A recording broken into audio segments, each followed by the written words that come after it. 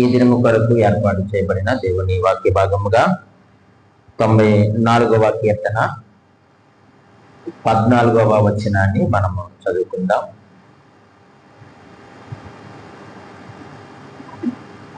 తొంభై 94వ కీర్తన 14వ వచనము ఇలాగూ రాయబడి ఉంది. యెహోవా తన ప్రజలను ఎడబాయువాడు కాడు, తన స్వాస్థ్యమును విడనాడువాడు కాడు. దేవుడు తన పరిశుద్ధ వాక్యము మన వినికిడిలో దీవించి ఆశీర్వదించును గాక. ఆమేన్. ప్రియమైన దేవుని సంగమా, ఈ చదవబడిన వాక్యమును ఆధారం చేసుకొని కొన్ని నిమిషాలు మనము దేవుని యొక్క మాటలు మనము నేర్చుకుందాం. యెహోవా తన ప్రజలను ఎడబాయువాడు కాడు, తన స్వాస్థ్యమును విడనాడువాడు కాడు. ఈ వచనాలు నాకు ఏమి నేర్పిస్తున్నాయి అనంటే, దేవుని యొక్క నమ్మకత్వము కనిపిస్తుంది ఆ వచనంలో. అలాగే ఆయన యొక్క స్వాస్థ్యము కూడా కనిపిస్తూ ఉంది.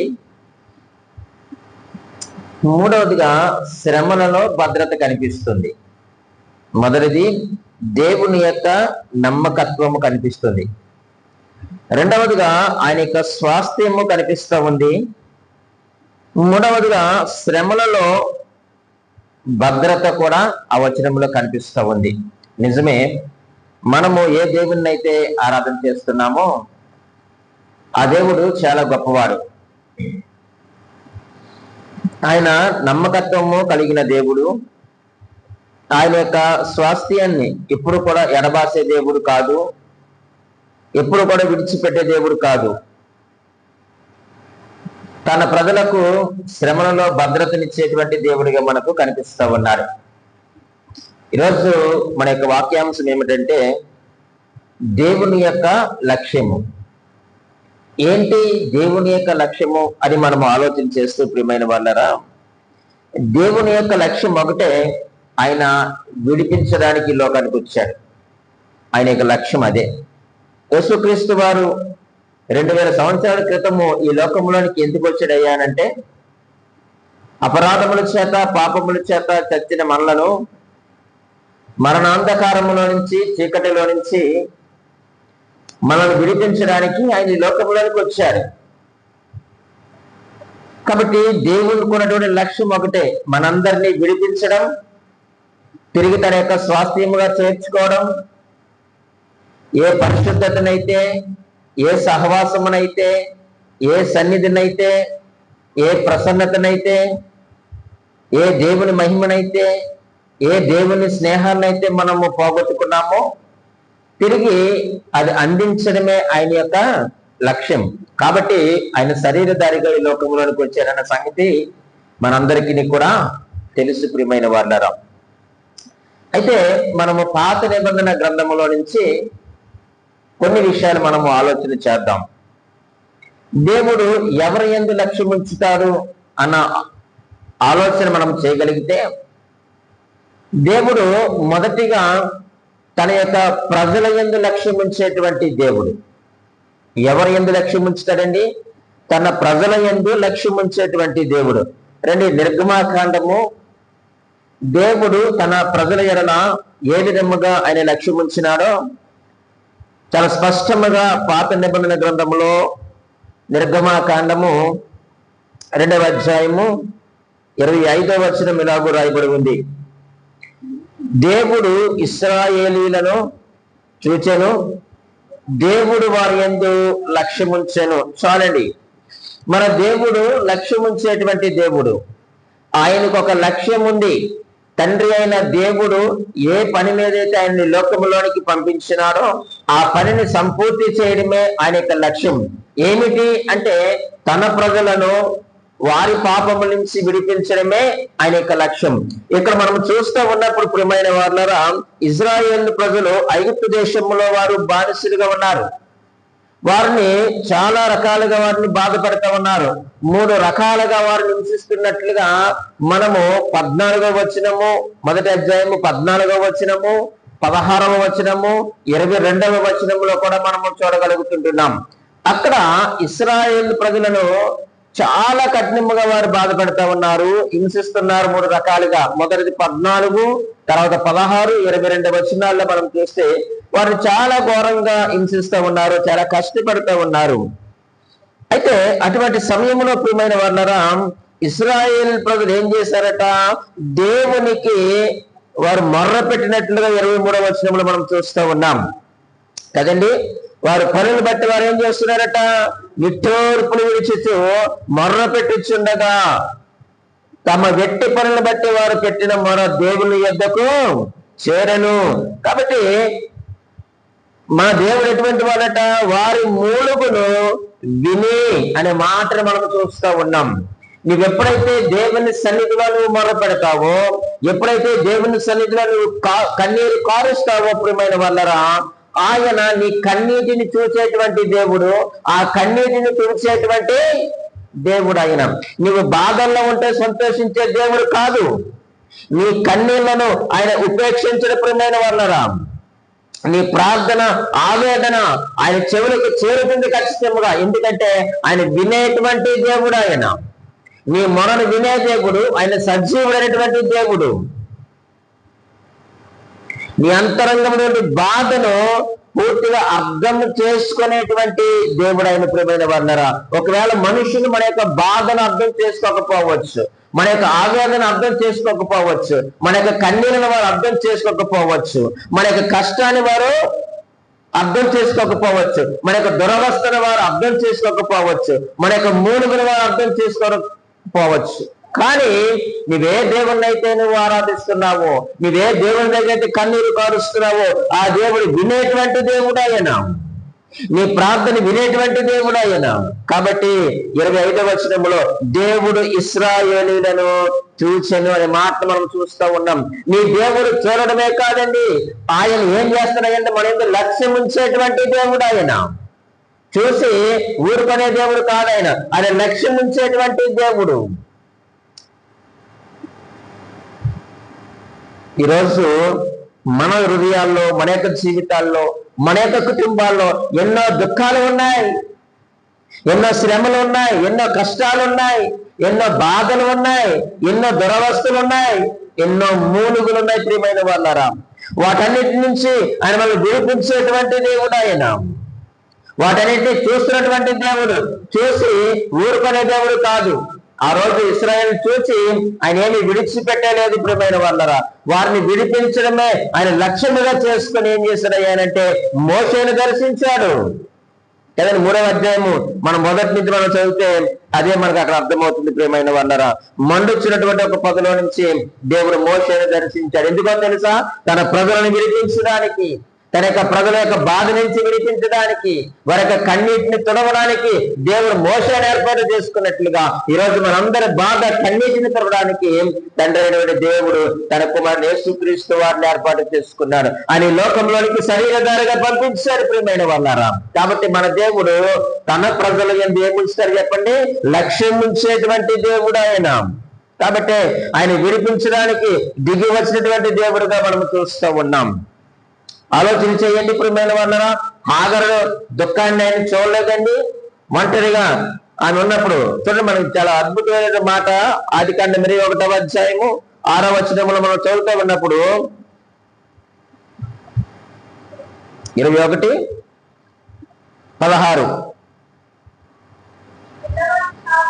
ఈ పిల్లవాడిని చావు నేను చూడలేనని అనుకొని ఇంటి వేత దూరం వెళ్ళి అతనికి ఎదురుగా కూర్చుండారు. ఆమె ఎదురుగా కూర్చుండి దేవుడు ఆ చిన్నవాడి మొరను వినను.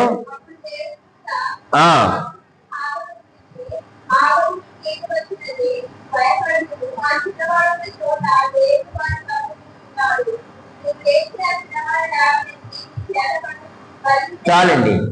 మనం రావటం చేస్తూ ఉన్నప్పుడు అక్కడ హాగరు ఒంటరిగానే ఉంది. తన కుమారుని తీసుకొని చాలా దుఃఖములో, చాలా వేదనలో ఉంది. తన కుమారుని యొక్క మరణాన్ని చూడలేనంత భయంకరమైన పరిస్థితిలో ఉంది. ఒక మాట ప్రియమైన వాళ్ళరా, హాగరు ఒంటరిగా ఉన్నాదని ఆమె అనుకుంటుంది, కానీ ఆమెకు తోడుగా దేవుడు ఉన్నాడు ప్రియమైన వాళ్ళరా. ఆ యొక్క మరణం ఎవ్వరూ వినడం లేదనుకుంటుంది. ఆ యొక్క అరణ్యంలో ఒంటరిగా మొర్ర పెట్టుకుంటా ఉంది, కన్నీరు కారుస్తా ఉంది. కానీ మనం ఆలోచన చేస్తే ప్రియమైన వాళ్ళరా, అక్కడ మన దేవుడు సమీపముగా ఉన్నట్లు కనిపిస్తా ఉంది. నిజమే, ఈ రోజు నువ్వు ఎంత దుఃఖాన్ని కారుస్తా ఉన్నావు, నువ్వెంత నీ కన్నీళ్లు విరుస్తా ఉన్నావు. నువ్వు దేవుడు నీ కన్నీళ్లను చూసి ఆనందించేవాడు, నీ కన్నీరు చూసి ఆయన సంతోషించేవాడు కాదు. ప్రియమైన వాళ్ళరా, నీ కన్నీటిని చూసేటువంటి దేవుడు, తన ప్రజల ఎడల ఆయన లక్ష్యం ఉంచినటువంటి దేవుడు ఆయన. ఈరోజు ప్రతి ఒక్కరి పైన ఆయన లక్ష్యం ఉంచినట్లుగా దేవుని యొక్క వాక్యములో మనము చూడగలుగుతుంటున్నాం. ఇంకా మనము అదే నిర్గమాకాండములో మనం చూస్తే ప్రియమైన వాళ్ళరా, నిర్గమాకాండము 3వ అధ్యాయములో మనం చూస్తే 7వ వచనంలో కూడా ఎలాగో రాయబడి ఉంది, మరియు యెహోవా ఇట్లనెను. చాలండి, ఈ యొక్క 7వ వచనం నుండి మనం 8వ వచనం చివరి వరకు మనం చూస్తే ప్రియమైన వాళ్ళరా, ఆయన చూడండి ఎందుకు వచ్చిందనట, వారందరినీ కూడా విడిపించడానికి, వారిని విడిపించడమే కాదు ప్రియమైన వాళ్ళరా, వారిని నడిపించడానికి నేను దిగి వచ్చి ఉన్నాను అని అంటున్నాడు. ఈరోజు దేవుడు నీ యొక్క కన్నీటిని చూసేటువంటి దేవుడు. చూడండి, నా ప్రజల బాధను నిశ్చయముగా చూచి తిని అన్నాడు మొదటిగా. రెండవదిగా ఏమన్నాడు, వారు పెట్టిన మొరను వింటిని అన్నాడు, వారి దుఃఖము నాకు తెలిసే ఉన్నది అన్నాడు. తర్వాత ఆయన పక్షము నుండి వచ్చిన వాగ్దానాలు ఏంటంటే, వారిని నేను విడిపిస్తాను, వారిని మంచి దేశంలోని వారిని ప్రవేశపెడతాను, వారిని నడిపించడానికి నేను దిగి వచ్చాను అని చాలా స్పష్టంగా దేవుడు మాట్లాడుతూ ఉన్నాడు. ఈ రోజు ప్రియమైన సహోదరి సహోదరుడా, నీ కష్టం ఏదైనా కావచ్చు, నీ బాధ ఏదైనా కావచ్చు, నీ యొక్క ఇబ్బంది ఏదైనా కావచ్చు, నువ్వు కార్చే కన్నీరు ఏదైనా కావచ్చు, నీ దురవస్థ ఏదైనా కావచ్చు, నువ్వు పెట్టే మూలుగు ఏదైనా కావచ్చు, ఈ రోజు నా దేవుడు ఆ యొక్క మొరను వింటున్నాడు. ప్రియమైన వాళ్ళారా, నీ మూలుగును ఆయన వింటున్నాడు.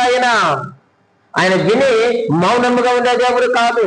నిన్ను ఆ యొక్క శ్రమ నుంచి, బాధ నుంచి, ఆ యొక్క కష్టం నుంచి, దురవస్థ నుంచి ఆయనను విడిపించడానికి ఆయన సిద్ధంగా ఉన్నాడు. మన దేవుడు గొప్పవాడు. ప్రియమైన వాళ్ళారా, నువ్వు కృంగిపోవాల్సినటువంటి అవసరం లేదు. ఒకవేళ వారిని విడిపించడం ఆలస్యమైందేమో, కానీ వారిని విడిపించకుండా దేవుడు ఉండలేదు. ప్రియమైన వాళ్ళారా, ఉండలేదు. వారు ఏ మోషేనైతే మొదట తిరస్కరించారో, మరలా అదే మోషేని వారి వద్దకు పంపించి, అదే మోషే ద్వారా ప్రియమైన దేవుని సంగమా, ఆనాడు తన ప్రజలను దేవుడు విమోచించుకున్నాడు, విడిపించుకున్నాడు. అలాగనే 2000 సంవత్సరాల క్రితము తన కుమారుడైన యేసుక్రీస్తు వారిని లోకములోనికి పంపించి, మనందరినీ కూడా మన యొక్క పాప బంధకముల నుంచి, మన యొక్క అతిక్రమముల నుంచి ఆయన విడిపించుకొని తన సొత్తుగా, తన స్వకీయ జనాంగముగా ఆయన చేసుకున్నాడని దేవుని వాక్యం మనకు చాలా స్పష్టంగా తెలియజేస్తా ఉంది. కాబట్టి మన దేవుడు లక్ష్యము కలిగినటువంటి దేవుడు. ఎవరి పట్ల లక్ష్యము కలిగి ఉన్నారు అంటే, తన ప్రజల పట్ల లక్ష్యము కలిగి ఉన్నట్లుగా మనం చూస్తా ఉన్నాం. రెండవదిగా మనం ఆలోచన చేస్తే, మన దేవుడు ఎవరిపైన లక్ష్యం ఉంచుతాడయ్యా అనంటే, దేవుడు కుటుంబాలను లక్ష్య పెడతాడు. ఎవరిని లక్ష్య పెడతాడు చెప్పండి? కుటుంబాలను లక్ష్య పెడతాడు. సమూయేలు 2వ గ్రంథము, సమూయేలు 2వ గ్రంథము 3వ అధ్యాయము 1వ వచనములో ఈ మాట రాయబడి ఉంది. సౌలు కుటుంబీకులకును దావీదు కుటుంబీకులకును బహుకాలము యుద్ధము జరుగుగా దావీదు అంతకంతకు ప్రబలెను, సౌలు కుటుంబము అంతకంతకు నీరసిల్లెను. దేవుడు ప్రతి కుటుంబము పట్ల ఆయన లక్ష్యం కలిగి ఉండాలి. కుటుంబాలను లక్ష్య పెడతారు. ఈరోజు మనకు తెలియని విషయం ఏమిటంటే, దేవుడు కుటుంబాల లక్ష్య పెట్టడానికి మనం అనుకుంటున్నాం. లేదు ప్రియమైన వర్ణరం, దేవుడు కుటుంబాలను లక్ష్య పెట్టాడు. ఆనాడు ఇశ్రాయేలీయులు రాజు కావాలి అని అడిగినప్పుడు దేవుడు ఏం చేశాడంటే, దేవుడు సౌలు కుటుంబాన్ని ఏర్పాటు చేసుకొని సౌలును ఇశ్రాయేలీయుల మీద మొట్టమొదటి రాజుగా ఆయన నియమించినట్లుగా మనం చూస్తూ ఉన్నాం. ఒక మాటలో చెప్పాలి అంటే ప్రియమైన వాళ్ళరా, వారి కుటుంబం ఏ పార్టీదండి? చూడండి, 1 సమూయేలు గ్రంథము 15వ అధ్యాయంలోకి వచ్చేసరికి చాలా అద్భుతమైన మాట కుటుంబం కొరకు రాయబడి ఉంటుంది. 1 సమూయేలు గ్రంథము 15వ అధ్యాయము 17వ వచనాన్ని చూడండి. అందుకు సమూయేలు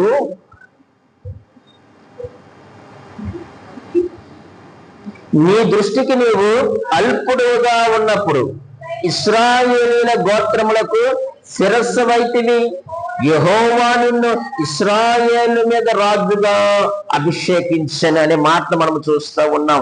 నువ్వే పాటి వాడివి నువ్వు కదండి, నీవు అల్పుడుగా ఉన్నావు కదా ఆ రోజు. కానీ దేవుని ఏం చేశారయ్యా అంటే ఇశ్రాయేలీలకు శిరస్సుగా నిన్ను ఉంచినారు కదా. కానీ నువ్వేం చేసావు? నీవు 11వ వచనం,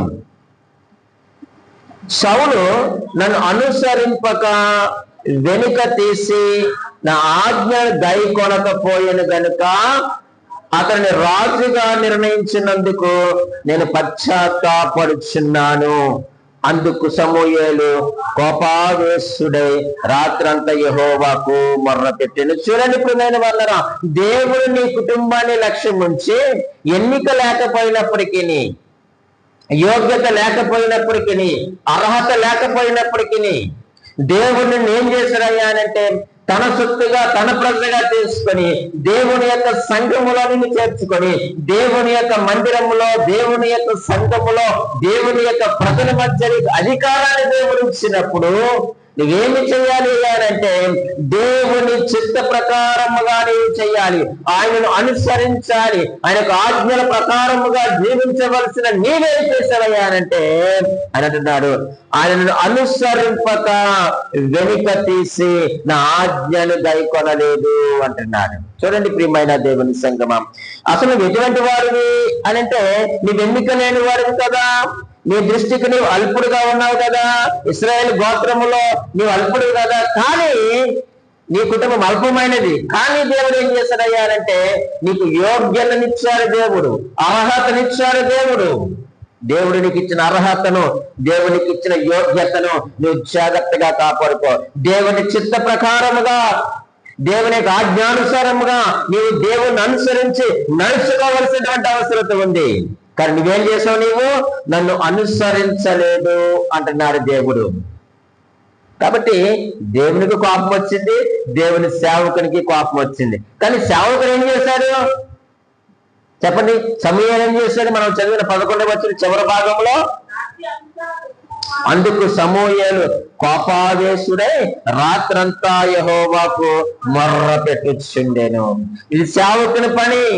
దేవుని యొక్క దృష్టిలో నీవు చెడు మార్గము నడిచి దేవుని యొక్క త్రోవలను తప్పిపోయి ఆ ఆజ్ఞలను అనుసరించకుండా దేవునికి వ్యతిరేకముగా నువ్వు జీవిస్తా ఉన్నప్పుడు దేవుని యొక్క కోపము నీ మీద రగులు పడకుండా భూమి మీద నీ పక్షమున్న సేవకుడు విజ్ఞాపన చేస్తున్న సత్యాన్ని నువ్వు మర్చిపోవద్దు.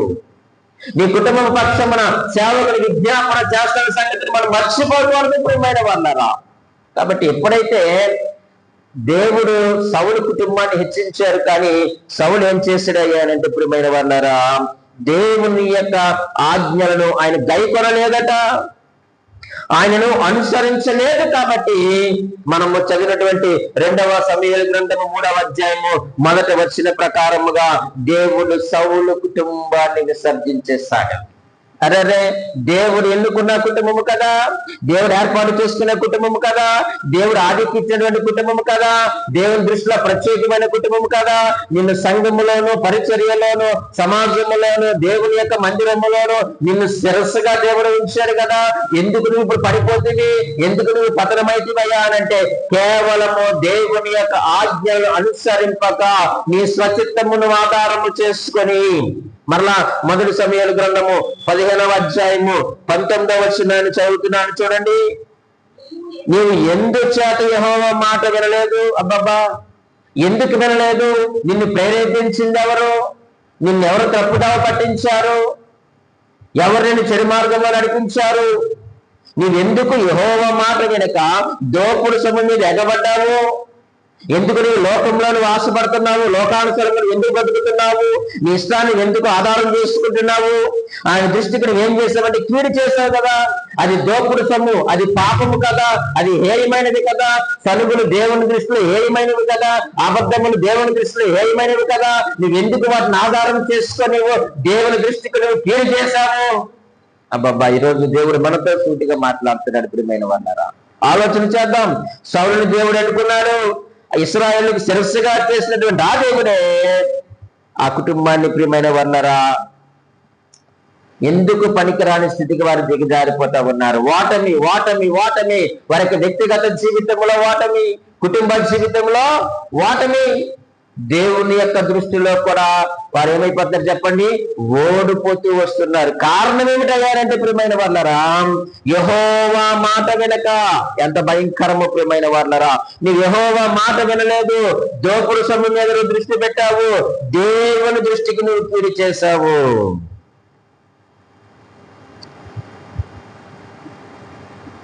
అందుకే 22వ వచనములో చాలా స్ట్రాంగ్ గా వార్నింగ్ ఇచ్చాడు. అందుకు సమూయేలు తాను సెలవిచ్చిన ఆజ్ఞ ఒకడు గైకొనటం వలన యెహోవా సంతోషించినట్లు ఒకడు దహన బలులను అర్పించుట వలన ఆయన సంతోషించిన. ఆలోచించు సౌలా, ఆలోచించు సహోదరుడా, ఆలోచించు సహోదరి. బలులు అర్పించుడు కంటే ఆజ్ఞను గైకొనుటయు, పొట్టేలు ప్రభు అర్పించుడు కంటే మాట వినుటయు శ్రేష్టము కదా. దేవుని మాట వినుట శ్రేష్టము. ఈ రోజు నీ కుటుంబము పైన ఆయన దృష్టి నిలిపి ఉంచాలి అనంటే, ఆయన కను దృష్టి నీ యొక్క కుటుంబం పైన ఉండాలి అనంటే, ఆయన ఎంత లక్ష్యం ఉంచాలి అనంటే, ఆయన యొక్క ఆజ్ఞలు గైకొనాలి, ఆయన యొక్క మాటను వినాలి.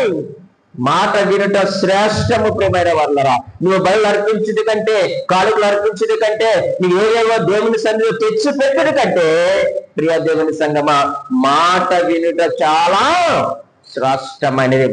సౌలు దిగజారిపోవడానికి, లేక సౌలు కుటుంబం దిగజారిపోవడానికి కారణం ఏంటి చెప్పండి? మాట వినకపోవడమేనండి, అంత మించి ఏమీ లేదు అక్కడ.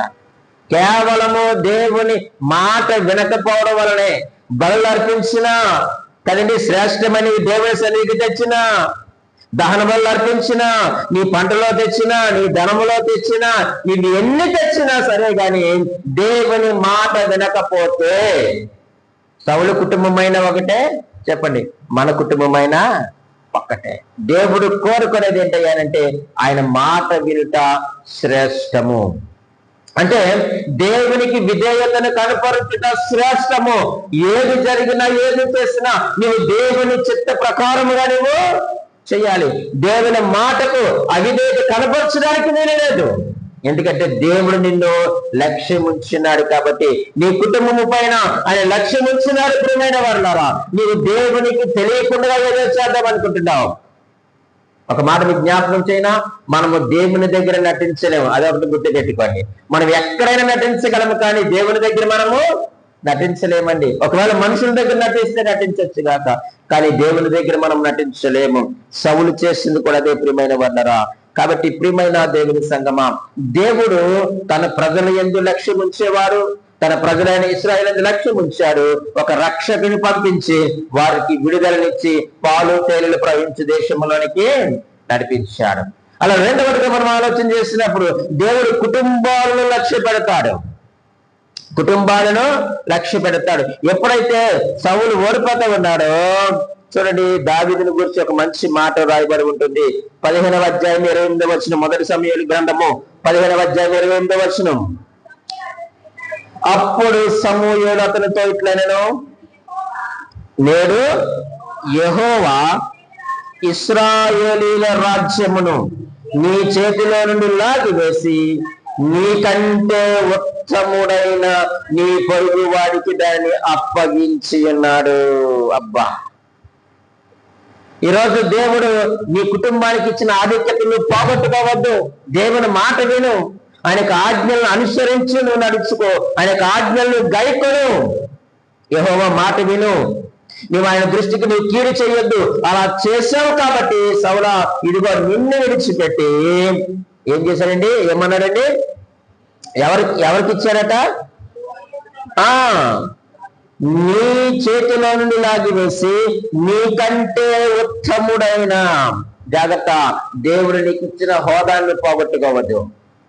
దేవునికి ఇచ్చిన అధికారాన్ని, దేవునికి ఇచ్చిన పనిని, దేవునికి ఇచ్చిన సమయాన్ని, దేవునికి ఇచ్చిన యోగ్యతను పోగొట్టుకోవద్దు. నీకివ్వాల్సిన బహుమానాన్ని పొందుకో. ఒకవేళ నువ్వు ఆయన చిత్త ప్రకారంగా నీవు నేను జీవించకపోతే నీకు ఇవ్వాల్సిన బహుమానము, నాకు ఇవ్వాల్సిన బహుమానము ఆయన లాగివేసి, మనకంటే యోగ్యులు చాలా మంది లోకంలో ఉన్నారని గుర్తుపెట్టుకోండి, వారికి ఇచ్చేస్తాడు దేవుడు. ఈరోజు నీ కుటుంబం ఎలాగుంది? యోగ్యమైన కుటుంబంగా ఉందా? దేవుడు నీకు ఆశీర్వాదించే కుటుంబంగా ఉందా? నిన్ను దీవించే కుటుంబంగానే ఉన్నావా? నీ బాధలు తీసివేయడానికి అర్హత పొందిన కుటుంబంగానే ఉన్నావా? దేవుని సన్నిధిలో మొరపెట్టే కుటుంబంగా ఉన్నావా? ఆయన మాట వినే కుటుంబంగానే కుటుంబం ఉందా? ఏమో ఎలా ఉందో ఈరోజు. సౌలు కుటుంబం అయితే అలా లేదు ప్రియమైన వారులారా. సౌలు కుటుంబం అయితే అలా లేదు. కానీ ఈ రోజు నీ కుటుంబం ఎలాగుందో ఈ వాక్యం ద్వారా నీవే పరిశీలన చేసుకోవలసినటువంటి అవసరం ఉంది. మన దేవుడు లక్ష్యం కలిగినటువంటి దేవుడు. తన ప్రజలు లక్ష్యం ఉంచారు. రెండవదిగా కుటుంబాన్ని లక్ష్యం ఉంచారు. మూడవదిగా ప్రియమైన వాళ్ళరా, వ్యక్తిగత జీవితాన్ని కూడా లక్ష్యం ఉంచేటువంటి దేవుడు ఆయన. చూడండి, అపోస్తుల కార్యములు 13వ అధ్యాయము, అపోస్తుల కార్యములు 13వ అధ్యాయము 22వ వచనంలో ఇలాగ రాయబడి ఉంది. తరువాత అతను తొలగించి దావీదును వారికి రాజుగా ఏర్పరచెను. మరియు ఆయన, నేను యెషై కుమారుడైన దావీదును కనుగొంటిని. అతడు నా ఇష్టానుసారుడైన మనుష్యుడు, అతడు నా ఉద్దేశములన్నీ నెరవేర్చినని చెప్పి అతనిని గూర్చి సాక్ష్యం ఇచ్చాను. వ్యక్తిగత జీవితాన్ని లక్ష్యం ఉంచేటువంటి దేవుడు. తన ప్రజలు ఏమి లక్ష్యం ఉంచారు? అయిపోయింది. కుటుంబం మీద లక్ష్యం ఉంచారు, అయిపోయింది. మూడవదిగా వ్యక్తిగత జీవితాన్ని లక్ష్యం ఉంచేటువంటి దేవుడు. ప్రియమైన వాళ్ళరా, ఆలోచన చేయండి. ఈరోజు దేవుడు మన యొక్క వ్యక్తిగత జీవితాన్ని ఆయన లక్ష్యం ఉంచుతున్నాడన్న సత్యాన్ని నువ్వు గ్రహించగలుగుతున్నావా? దేవుడు దావీదుని గురించి ఎంత గొప్ప సాక్ష్యం ఇచ్చాడండి. నా ఇష్టానుసారుడైనటువంటి మనుష్యుడు. దావీదుని గురించి అంటున్నాడు, దావీదు నా ఇష్టానుసారైనటువంటి మనుషుడు, అతను నా ఉద్దేశములన్నీ కూడా నెరవేర్చాడు. ఆయన అతని గురించి సాక్ష్యం ఇచ్చారు. నేను ఒకటే మాట ఆలోచన చేస్తూ ఉంటాను, నా గురించి ఆయన ఏమి సాక్ష్యం ఇస్తాడో అని భయపడతా ఉంటాను నేను. దావీదుని గురించి ఇంత బహిరంగమైనటువంటి సాక్ష్యం ఇచ్చాడు ఆయన. దావీదు నా ఇష్టానుసారుడు, నా హృదయానుసారుడు, నా ఉద్దేశములన్నీ కూడా ఆయన ఏం చేశాడట? నెరవేర్చాడని దేవుడు ఈరోజు సాక్ష్యం ఇస్తా ఉన్నాడు. మరి మన గురించి దేవుడు ఒకానొక దినాన్ని సాక్ష్యం ఇస్తాడు కదా. అప్పుడు ఆయన ఈ మాట అనగలడా? ఓ నా కుమార్తె, నీవు నా ఇష్టానుసారురాలివి. ఓ నా కుమారుడా, నీవు నా ఇష్టానుసారుడివి. నా ఉద్దేశములన్నీ కూడా నువ్వు భూమి మీద నెరవేర్చావు. నేను ఏదైతే ఆలోచించానో అదే ఆలోచన కలిగి ఉన్నావు.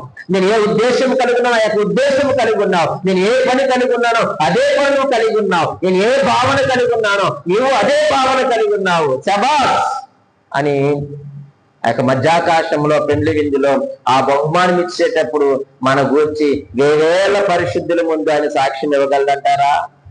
ఆలోచన చెయ్యండి. మనం అనుకుంటున్నాము ఆయన మన పట్ల లక్ష్యం కలిగి లేరని నువ్వు అనుకుంటున్నావేమో, అనాలోచనగా నువ్వు ఉంటున్నావేమో. లేదు ప్రియమైన దేవుని సంగమా, ఆయన మన పట్ల లక్ష్యం కలిగినటువంటి దేవుడు. 21వ కీర్తన 3వ వచనాన్ని చదవండి. 21వ కీర్తన 3వ వచనం. శ్రేయస్కరమైన ఆశీర్వాదములతో నీవు అతనిని ఎదుర్కొనుచున్నావు. అతని తల మీద అపరంజి కిరీటము నీవు ఉంచి ఉన్నావు. ఎవరైతే ఆయన దృష్టికి ఇష్టానుసారులుగా ఉంటారో, వారికి ఆయనకు హృదయానుసారులుగా ఎవరైతే ఉంటారో శ్రేయస్కరమైనటువంటి ఆశీర్వాదములు దేవుడు అనుగ్రహిస్తాడట. దేవుడు దావీదునకు అనుగ్రహించాడు. ప్రియమైన వారులారా, ఇంకేం చేశాడంటండి? అతని తల మీద అపరంజి కిరీటము నీవు ఉంచి ఉన్నావు అంటున్నాడు. ఈరోజు ఆలోచన చెయ్యి సహోదరి సహోదరుడా, నా ఇష్టానుసారుడైన మనుషుడని దేవుడు అంటున్నాడే. ఈ రోజు మనలను పేరు పెట్టి దేవుడు ఆ మాట అనగలడా? ఒకవేళ దేవుడు మన యొక్క హృదయాన్ని లక్ష్యం ఉంచినప్పుడు నిజముగా మనము ఆయన ఇష్టానుసారులుగా, హృదయానుసారులుగా అనేక ఉద్దేశములన్నీ కనుక మనం నెరవేర్చిన వారమైతే దేవుని వాక్యం సెలవిస్తా ఉంది, శ్రేష్టమైనటువంటి ఆశీర్వాదాలు దేవునికి ఇస్తాడట. దేవునికి మహిమ కలుగును గాక. శ్రేయస్కరమైనటువంటి దీవెనలు నీకు ఇస్తాడు. నీ కన్నీటిని ఆయన తీసివేసేటువంటి దేవుడు, నీ కష్టాన్ని తీసివేసేటువంటి దేవుడు, నీ బాధలు తీసివేసేటువంటి దేవుడు, నీ దుఃఖాన్ని తీసివేసేటువంటి దేవుడు, నీ దురవస్థలు తీసివేసేటువంటి దేవుడు, నీ మూలుగులు తీసివేసి నీకు శ్రేయస్కరమైన ఆశీర్వాదములు ఇస్తాడు. నీ తల మీద అపరంజి కిరీటమును ఆయన ఉంచేటువంటి దేవుడు. దేవుడు దావీదుని హెచ్చించినట్లుగా నిన్ను నన్ను హెచ్చించడానికి ఆయన సిద్ధముగా ఉన్నాడు. మరి నువ్వు సిద్ధముగా ఉన్నావా? దేవుడు లక్ష్యం కలిగి ఉన్నటువంటి దేవుడు తన యొక్క దేశం, తన ప్రజల మీద లక్ష్యం ఉంచాడు, కుటుంబాల మీద లక్ష్యం ఉంచాడు, వ్యక్తిగత జీవితాల మీద ఆయన లక్ష్యం ఉంచేటువంటి దేవుడు. ఈరోజు నీ జీవితం ఎలాగుందో దేవుని వాక్యపు వెలుగులో నేను నీవే పరిశీలన చేసుకో. దేవుడి మాటలు దీవించి ఆశీర్వదించును గాక. ఆమేన్.